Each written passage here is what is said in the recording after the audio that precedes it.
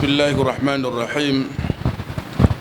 الحمد لله والصلاة والسلام على رسول الله محمد بن عبد الله وآله وصحبه ومن والاه، أما بعد. السلام عليكم ورحمة الله وبركاته. Baada ya kumshukuru Mwenyezi Mungu Subhanahu wa Ta'ala ambaye ametuwezesha kuwepo hapa kwa wakati huu, lakini jambo ambalo limetufanya tuwepo hapa ni jambo la Qur'ani. Ndugu zangu Waislamu,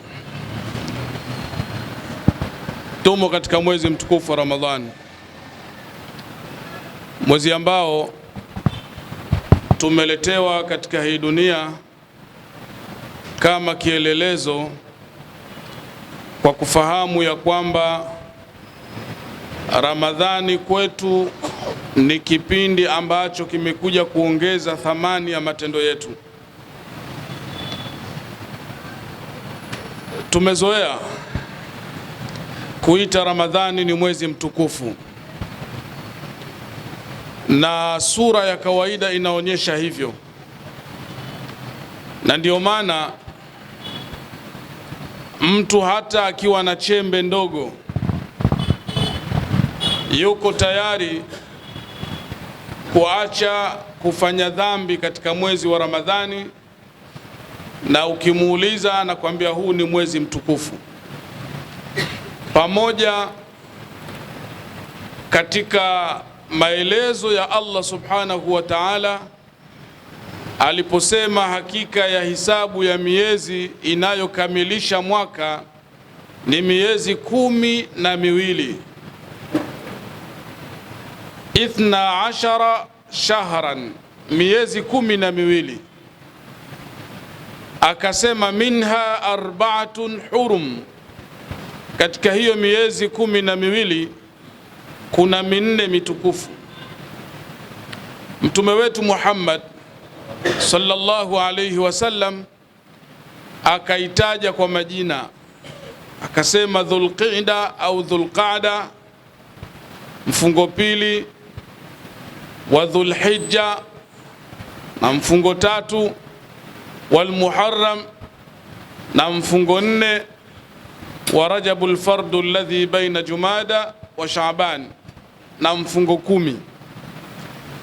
Maelezo ya Allah Subhanahu wa Ta'ala ni kwamba miezi inayojulikana kwamba ni mitukufu ni minne: mfungo pili, mfungo tatu, mfungo 4 na mfungo 10. Ramadhani haimo. Sasa kwa nini Ramadhani imekuwa tukufu? Kutokana na muundo wa mwezi wenyewe namna ulivyo, hapakuwa na sababu ya Mwenyezi Mungu Subhanahu wa Ta'ala kuweza kuelezea utukufu wa Ramadhani wakati wenyewe umekwisha jieleza. Tunaambiwa siku zote ya kwamba sharaful makani bil makini, utukufu wa eneo unatokana na kile ambacho kilichopo katika lile eneo. Ramadhani hii imepata utukufu mkubwa kuliko miezi yote mingine, ni kwa sababu ndani yake imeteremka Qur'ani. Shahru Ramadhana alladhi unzila fihi alquran, na ndio mwezi pekee uliyepata bahati ya kutajwa kwa jina lake katika Qur'ani. Idhan, sisi uwepo wetu hapa, na tukizingatia hii kampeni ya kitaifa ya kuhamasisha kusomwa kwa Qur'ani katika nchi hii ya Tanzania na nje ya Tanzania, ni jambo muhimu sana. Tuendelee kumpongeza na kumshukuru mzee wetu, mlezi wetu Sheikh Uthmani Kaporo kwa muono aliyokuwa nao, lakini na fikra njema ambazo zimemtawala. Kuna wakati huwa anakosa usingizi, hapati amani, hajikuti ni mwenye raha, isipokuwa afanye uchunguzi wa jambo fulani, namna gani umma huu wa Kitanzania utafikia hatua ya kuweza kuithamini Qur'ani, lakini ifikie mahala kwa yeye namna anavyoijua Qur'ani na namna yeye alivyolelewa kiqur'ani na namna anavyoiona faida yake Qur'ani, anatamani siku moja Watanzania wote wajikute wapo kama yeye katika kuithamini na kuijali Qur'ani. Leo mpango huu wa kuhamasisha wa kitaifa wa kusoma Qur'ani, lakini kuanzishwa darsa kama hizi katika misikiti mbalimbali, ukiwemo msikiti mkubwa kabisa huu wa Shadhili, maana yake kwamba tunakwenda kufanikiwa na kuhakikisha vijana wanaisoma Qur'ani, wazee wanaisoma Qur'ani, kwa kufahamu kwamba Qur'ani ndiyo muombezi wetu siku ya Kiyama. Tuendelee kumshukuru na kumpongeza mlezi wetu Sheikh Uthmani Kaporo kwa namna anavyojitoa na kujitolea ili kuhakikisha anawahamasisha Watanzania wanavuna thawabu za kuisoma Qur'ani. Katika hali ya kawaida, Mtume sallallahu alayhi wasallam anasema kwamba yeyote atakayesoma herufi moja katika Qur'ani anaandikiwa thawabu 10. Na akasema sisemi alif lam mim harf.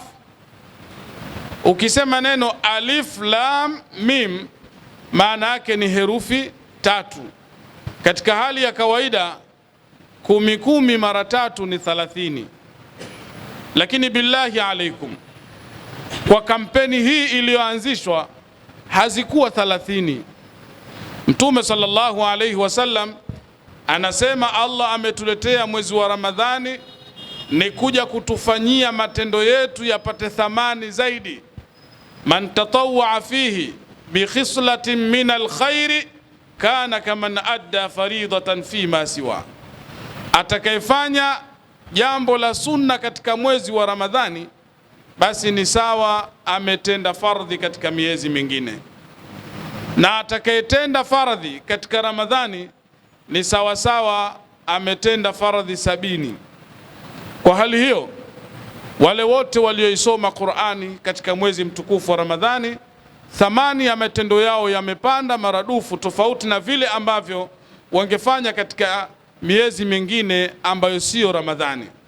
Kwa hivyo jambo hili tuwapongeze sana vijana, tuwapongeze sana wazee kwa namna walivyoamua kuweza kulifanya jambo hili na kulipokea, lakini mpaka kufikia hatua leo vijana hawa wanapewa vyeti vya pongezi kwa namna walivyojitoa, kwa namna walivyoamua kuweza kuisoma Qur'ani katika kampeni maalumu hii ya kitaifa, ili kuhakikisha kwamba Qur'ani hii inasomwa katika majumba yetu, kwa kuzingatia mbora wenu ni yule atakayeisoma Qur'ani naye akaifanyia kazi.